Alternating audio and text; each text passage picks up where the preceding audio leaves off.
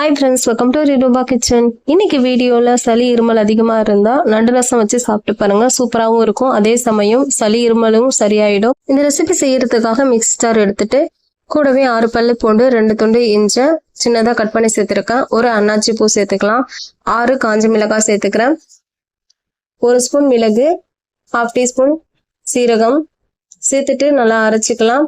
கொஞ்சம் அரைப்படலைன்னா லைட்டாக தண்ணி சேர்த்துட்டு அரைச்சிக்கோங்க. ரொம்ப நைஸாலாம் அரைக்கக்கூடாது. இந்த அளவுக்கு கொரகொரப்பா அரைச்சா போதும். இப்போ இது அப்படியே இருக்கட்டும். 1/2 kg அளவுக்கு நண்டை நல்லா கிளீன் பண்ணி எடுத்து வச்சிருக்கேன். நண்டை அப்படியே சேர்க்காம ஒன்றும் பாதியமா நம்ம தட்டிட்டு சேர்த்துக்கலாம். இதை மாதிரி கல் இருந்தனா தட்டிக்கோங்க, இல்லைன்னா அம்மியில கூட தட்டிட்டு சேர்த்துக்கலாம். ரொம்ப தட்டிட்டு சேர்க்கணும்னு அவசியம் இல்லை, லைட்டா தட்டினாலே போதும்.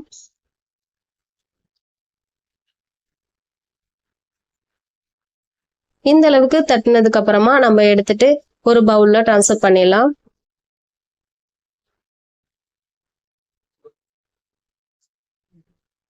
இதே மாதிரி எல்லா நண்டையுமே நம்ம தட்டிட்டு எடுத்துக்கலாம்.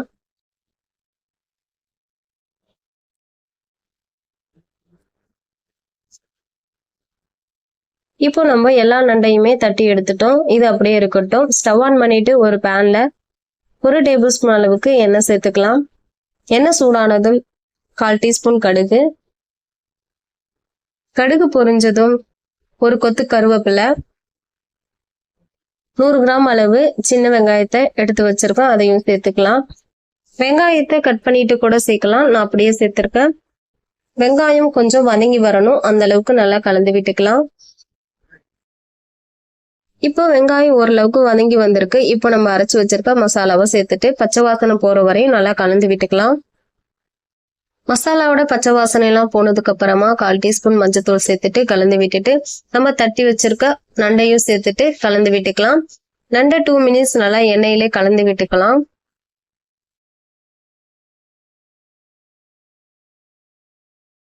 நண்டை 2 மினிட்ஸ் நல்லா எண்ணெயிலே கலந்து விட்டாச்சு. இப்போ நம்ம 2 மீடியம் சைஸ் தக்காளியை அரைச்சி எடுத்து வச்சிருக்கோம், அதையும் சேர்த்துக்கலாம். ரொம்ப நைஸாலாம் அரைக்க கூடாது, கொஞ்சம் கொரகொரப்பா அரைச்சி எடுத்துக்கோங்க. தக்காளியோட பச்சை வாசனை போற வரையும் நல்லா கலந்து விட்டுக்கலாம். இப்போ தக்காளியோட பச்சை வாசனை எல்லாம் போயிருக்கு. இப்போ நம்ம ரசத்துக்கு தேவையான அளவு தண்ணி சேர்த்துக்கலாம். நான் 1 லிட்டர் அளவுக்கு தண்ணி சேர்த்திருக்கேன். நம்ம சேர்த்திருக்க சீரகம், மிளகாய்க்கு 1 லிட்டர் அளவு தண்ணி கரெக்டா இருக்கும். கொஞ்சம் எக்ஸ்ட்ரா சேர்க்கிற மாதிரி இருந்தா மிளகு, சீரகம், மிளகாவை கொஞ்சம் அதிகமா சேர்த்துட்டு தண்ணி கொஞ்சம் எக்ஸ்ட்ரா சேர்த்துக்கோங்க, அப்பதான் கரெக்டா இருக்கும். இப்ப எல்லாத்தையும் நல்லா கலந்து விட்டுக்கலாம். நம்ம உப்பு சேர்க்கல, அதனால இப்போ உப்பு கொஞ்சம் சேர்த்துக்கலாம்.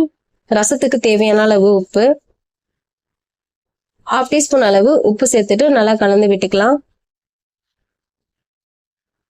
ஒரு கைப்பிடி அளவுக்கு கொத்தமல்லியை பொடியா கட் பண்ணி வச்சிருக்கோம், அதையும் சேர்த்துக்கலாம். இந்த ரசத்துக்கு கொத்தமல்லி தான் கொஞ்சம் டேஸ்ட் கொடுக்குறது, கொஞ்சம் அதிகமாவே சேர்த்துக்கோங்க. 2 துளசி இலையை சேர்த்துட்டு நல்லா கலந்து விட்டுக்கலாம்.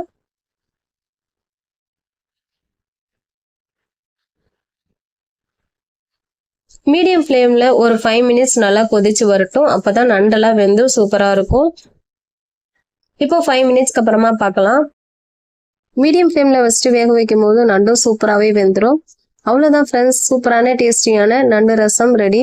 நண்டு ரசம் சாப்பிடும்போது நண்டையும் லைட்டாக கடிச்சிட்டு ரசத்தையும் லைட்டாக குடிச்சு பாருங்க, ரொம்ப டேஸ்டாகவும் சூப்பராகவும் இருக்கும். அதே சமயம் சளி இருமல் இருந்தாலும் சரியாயிடும். வாரத்தில் ஒரு தடவை குடிச்சாலே போதும். நீங்களும் இதை மாதிரி ட்ரை பண்ணி பார்த்துட்டு மறக்காம கமெண்ட் பண்ணுங்க. நம்ம வீடியோ உங்களுக்கு பிடிச்சிருந்தனா லைக் பண்ணுங்க, ஷேர் பண்ணுங்க, மறக்காம நம்ம சேனலை சப்ஸ்கிரைப் பண்ணுங்க. தேங்க்யூ வாட்சிங். Bye bye.